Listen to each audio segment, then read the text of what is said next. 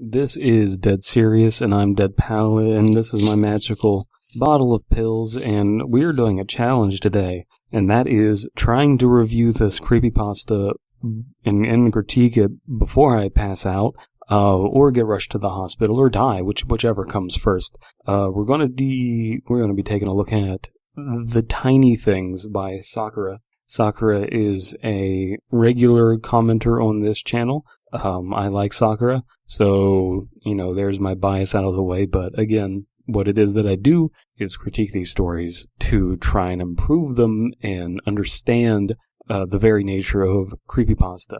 So I'm not doing this to be nice, I'm doing this to try and help improve the writing. This is what I'm imagining is a work in progress because they sent it to me. I think that that's what they're asking for out of this. So let's get right into it. By the way, I've already read this, but let's get right into it. I was almost 6 when my mother decided we needed to move. It wasn't for the normal reasons, or at least what I hope are the normal reasons that people decide to move. The street that we had lived on dead-ended into a park that I don't remember. I spent more time in the playground at school, but I do have vague memories of the park until a boy died there. So, this is a little bit nitpicky, but this is our first paragraph, and I feel like we could get just a little bit more information and a few more details into that first paragraph. Not a terribly weak start, but I feel like with another pass of writing, you could put in a few more details. Maybe, a rough area of where you lived, what kind of place it was. That kind of information would be valuable in the first paragraph. But continuing. A boy in my kindergarten class was killed when a can of gasoline was turned into a large Molotov cocktail and thrown at him. This is not a good idea. I know where the story's going, and I know what's being attempted, and it's a good idea in theory. This is trying to mislead the audience into thinking that this story is going to be about this, and misleading it in a very blatant way is very important in creepypasta, and I like what is being attempted here, but there are a few problems with it. A can of gasoline cannot be turned into a Molotov cocktail because the function of a Molotov cocktail is that it's glass, so when you throw it against something hard, it'll break, and then the gasoline gets everywhere and catches on fire. You can't do that with a can of gasoline because it's made out of metal. It'll dent, but you really got to do something to puncture it to get the gasoline in everywhere. So functionally, that's not going to work. We're also not told how this gasoline can was thrown at this kindergartner kid. What motivation there was, we're not getting details of this story. And even if our narrator didn't originally know at the time and just was given sparse details, the mother would have smartened up the kid at some point. Also, throughout the story, we're only mentioning a mother. If this is a single mother, if this is a single parent household, that would kind of be a nice detail. We want to get to know this person, so there's that. I'm going to tell you right off the bat, this sentence that I just read, and I'm spending a lot of time on it, is the biggest problem the story has. And really, it can be edited out pretty easy. This story has a lot of little problems, and that is what you want to deal with. There are problems that I would call draft problems that can be edited, where continuing to write a story and do new drafts of it will solve those problems. And then there are what I would call structural problems, where if you're having a lost episode creepypasta, you have to justify why this lost episode isn't out there. That's a structural problem, and that's not easy to solve. This story's structure is solid, it just needs another draft, and I think that this was sent to me to kind of clear up those draft problems.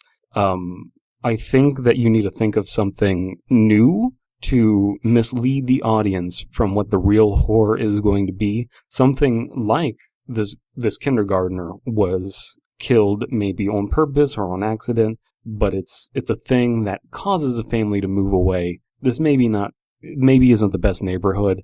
Those are good details for us to get to the real horror that is coming. So continuing on.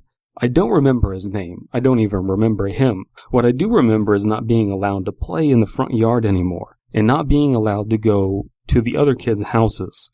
Mostly I remember lying in bed on Christmas Eve, wondering why there were so many blue and red lights coming through my bedroom window and bouncing off the walls. I think I convinced myself that it was Santa's sleigh, and that the voices I could hear outside were Santa's elves. At least my last Christmas in the house wasn't marred by the ugly truth. Absolutely perfect, on point. I felt really conflicted about this paragraph because that opening line about the gasoline can shits the bed, honestly. But that is a beautiful visual of how a child would misinterpret things, and seeing things through the lens of a child is good fodder for creepypasta, and misunderstanding adult situations is interesting. I like that. It's also well written, bouncing off the walls and all of that. That's good. I wish I could say I remember all of the houses we looked at, but I don't. It's not as though I had any say in the matter, and my mother was mostly interested in finding something close to decent schools. The house she finally settled on seemed cursed from the day we decided to move in. First, the college students that were helping us move didn't show up until the afternoon, when the garage door wouldn't open because the springs had broken, and naturally the seller solved the problem by using railroad spikes to nail the garage door shut. This is a weird enough scenario to where this had to have happened to our actual writer, not obviously our narrator, but our actual writer probably experienced this. Sakura probably experienced this thing happening to them, because it's just too weird to be fake. Okay, so that's good, using those kinds of details. I spent the day playing in a walk-in closet in the master bedroom. I think it was my mother's way of keeping me out of the way. I had a coloring book and a box of crayons, and I guess I was content enough to stay where I was and color. I couldn't play in the backyard because the grass and weeds were up to the windowsill. The neighbor later confirmed that in the time it took for everything to close escrow, the old owners had abandoned the place, so it sat empty for at least 6 weeks. When a house sits empty for 6 weeks, there is a certain aura that it takes on when a house is empty. It's just like, there's clearly no one's living here, and it's kind of like this otherworldly thing, and I'm getting that sense from this paragraph. It's also believable that a child would be very amused by a walk-in closet and be content to stay there.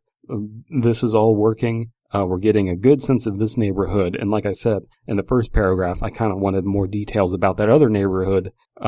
This is clearly showing that you know how to write this kind of stuff. Just another draft is needed. There wasn't time to get all the furniture assembled, so I slept on my mattress was put on the floor. A little bit of grammar problem there. I fitted the sheets on it, and another sheet and a blanket on top. Maybe don't need the details about the sheets.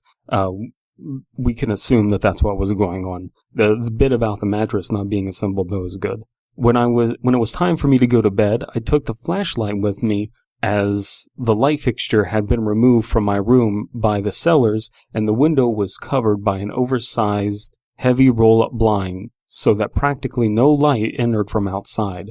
I had never been afraid of the dark, but being in an unfamiliar place had me seeing monsters everywhere, mostly in the closet. I was too scared to get up and shut the door when the clothes hanging within them seemed to start moving on their own. I'm reading this like it's bad, but I just can't read. I don't think I slept at all that night, terrified of what was in my closet, but unwilling to leave the safety of the covers I was hiding beneath. Okay. This is where we're starting to get the fear in the heart of our reader, in the heart of our narrator, rather.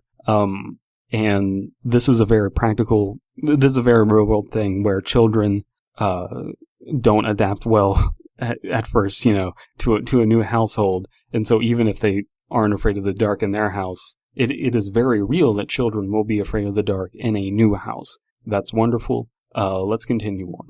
When the sun finally rose, there was barely a glow of light from around the edges of the blinds. Not long after the first glimmer of light, I heard my mother get up. She came into the room to check on me, and I told her there was something in the closet. She assured me that it was just my imagination and went to the window to open the blind. I believe it's blinds. At least that's how I always hear it. I would assume it's blinds, not blind.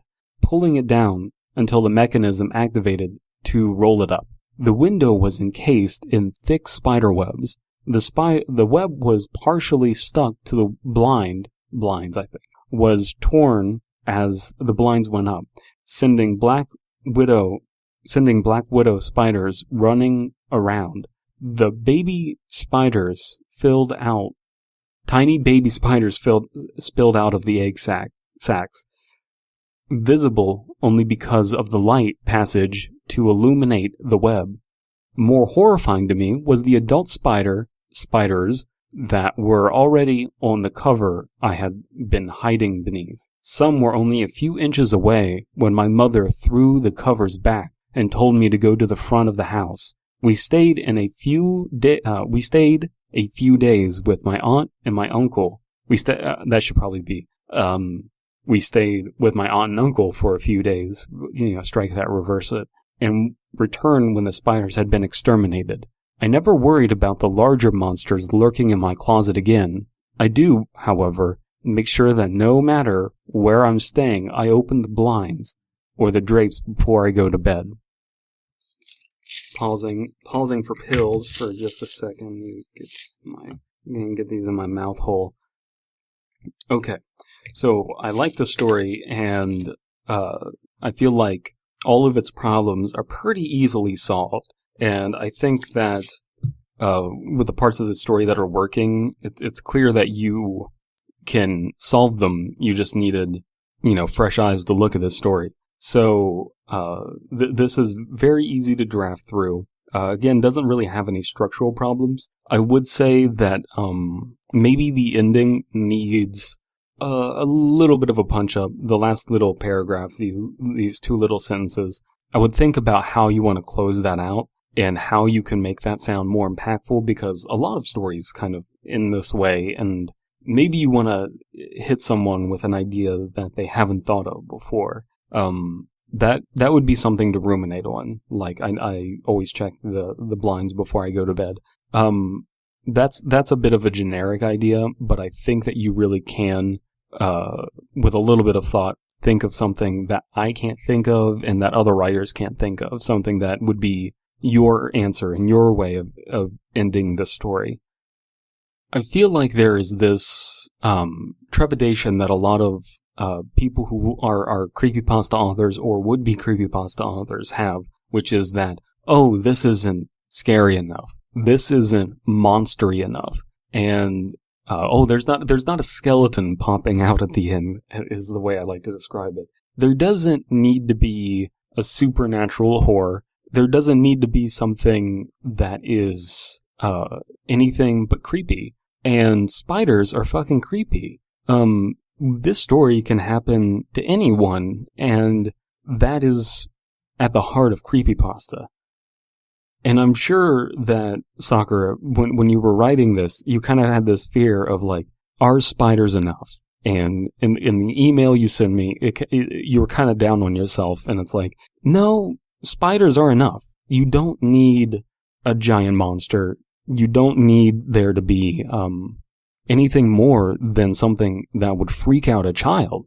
And it does freak out this child.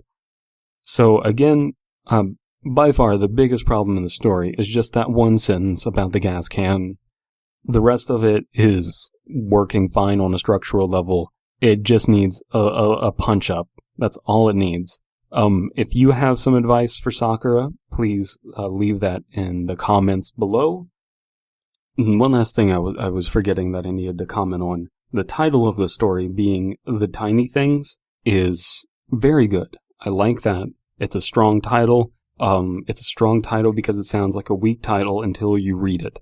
I like that. I like titles that inform the story in an interesting way, in a way that isn't necessarily straightforward. And there is a bit of fuck you, phone. There's a little bit of double entendre there, or double meaning there with the double entendre, that wouldn't be good. The tiny things being both the smaller fears and spiders, obviously. I'm done talking. So if you have another story to send a story to me and I will read it on the thing.